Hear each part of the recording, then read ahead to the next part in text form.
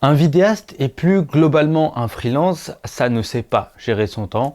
Par exemple, combien de fois tu as travaillé plus de 10 heures dans la même journée? Combien de fois tu as travaillé le samedi et même le dimanche? Tantôt parce que c'était un jour de tournage, tantôt parce que tu devais tout simplement monter une vidéo. Les freelances ne savent pas, en tout cas avant de regarder cette vidéo, gérer leur temps professionnel et leur temps personnel. Pourtant, c'est ultra important de s'accorder du temps pour soi, pour sa famille, pour ses amis ou même ses autres hobbies. C'est pas vrai les types qui te disent qu'ils bossent 15 heures par jour, 7 jours sur 7. C'est inutile parce que tu ne peux pas tenir le rythme une semaine. Impossible, tu es épuisé mentalement et physiquement à la fin de la semaine.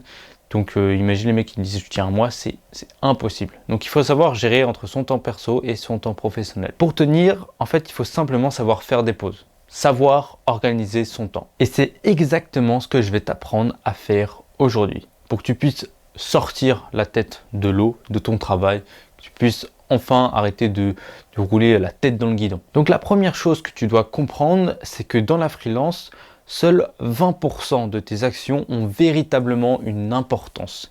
Le reste, c'est 80% d'optimisation, de perfectionnement ou même je me donne du travail à faire pour me donner l'impression que je travaille. Alors qu'absolument pas. Et c'est fou quand tu te rends compte que chercher des clients, c'est envoyer des mails ciblés et personnalisés et pas poster un tas de posts chiants et longs sur LinkedIn. Tu vas voir que tu vas économiser énormément de temps en faisant ça. En faisant des actions concrètes, par exemple, moi je veux faire des vidéos YouTube et progresser sur YouTube, je tourne des vidéos. Il n'y a rien de mieux comme action. Ensuite, tu dois savoir faire la différence entre une horaire pour travailler et une horaire pour se reposer. Pour ça, il y a plusieurs choses à savoir. Déjà, à quel moment de la journée tu es le plus productif? Est-ce que c'est le matin? Alors, tu mets les tâches les plus importantes le matin. Ou est-ce que c'est le soir que tu es le plus créatif? Alors tu mets l'écriture de vidéo ou le montage le soir. Il faut aussi savoir les horaires de travail que tu as. Par là, je veux dire les tournages. Si par exemple tu dois bosser le soir jusqu'à minuit, tu commences ta journée à 14 heures, pas à 8 heures. Moi de mon côté, j'essaie toujours de faire des journées de travail entre 6 et 8 heures.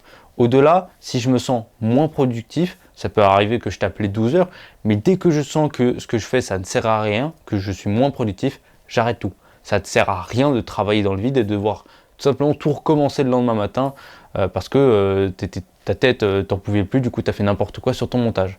Il faut que tu sois quand même lucide sur ton travail. Installe-toi des routines. Moi par exemple, je me lève tous les matins à 9 heures et je commence le travail à 10 heures. À 13 heures, je vais manger et à 18h30, 19 heures, je pars faire mon sport. Je mange et ensuite, si je le sens, après manger, si je sens que je suis capable de travailler et que ça va être productif, je travaille. Sinon, c'est pas grave, je vais regarder un film, je vais regarder, en ce moment c'est la Coupe du Monde de rugby, je vais regarder ça.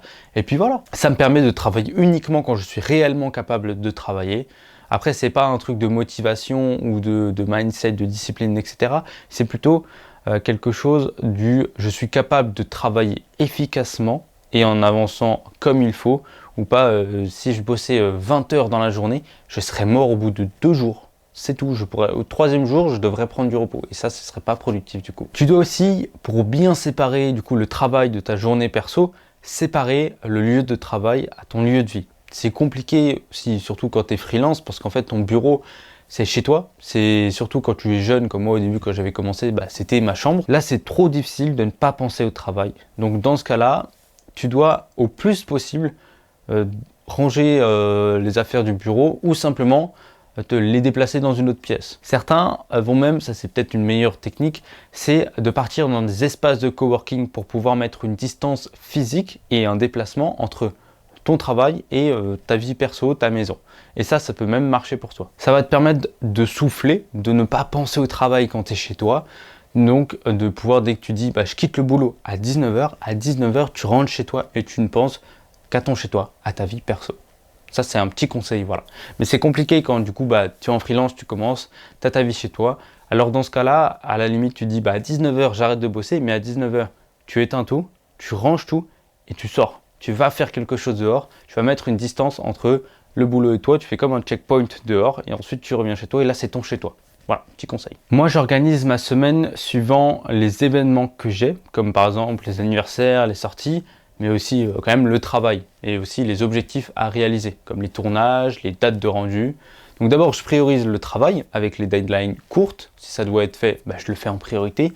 Mais si par exemple c'est une vidéo YouTube et j'estime que je peux la faire dans les temps, alors je peux gérer mon temps autrement, aller par exemple au cinéma le lundi matin, par exemple quand il n'y a personne, et rattraper le travail manqué du matin le soir. Ou le samedi, si je prends une journée off en plein milieu de la semaine, par exemple le mardi, je dis soit j'ai pas envie de travailler, soit je peux pas travailler, bah, je me dis bah c'est pas grave, je rattraperai le samedi. C'est comme ça que je gère mon temps dans la semaine. Tant que mes objectifs mensuels, trimestriels et annuels sont atteints, je gère un peu comme je veux mon emploi du temps. Mais tant que je fais ce que je dois faire dans la semaine et dans le mois, c'est bon. Mais c'est extrêmement difficile de s'auto-gérer comme ça. Moi, ça m'a pris 2 ans pour atteindre cette discipline. Et des fois, ça arrive de déroger à la règle, de pas faire exactement comme tu devrais faire. Écoute, c'est normal, t'es humain. Mais bon, tant que tu le rattrapes plus tard, ça va. Parce qu'il ne faut pas que tu fasses tout le temps de la procrastination. Je le remets à plus tard, je le remets à plus tard, parce qu'au bout d'un moment, tu ne vas jamais le faire. Si tu le loupes, bah, tu le fais directement le lendemain en priorité ou le soir en priorité. Donc voilà, c'était comment je fais un peu pour organiser mes journées, mon temps entre mon travail professionnel et ma vie perso.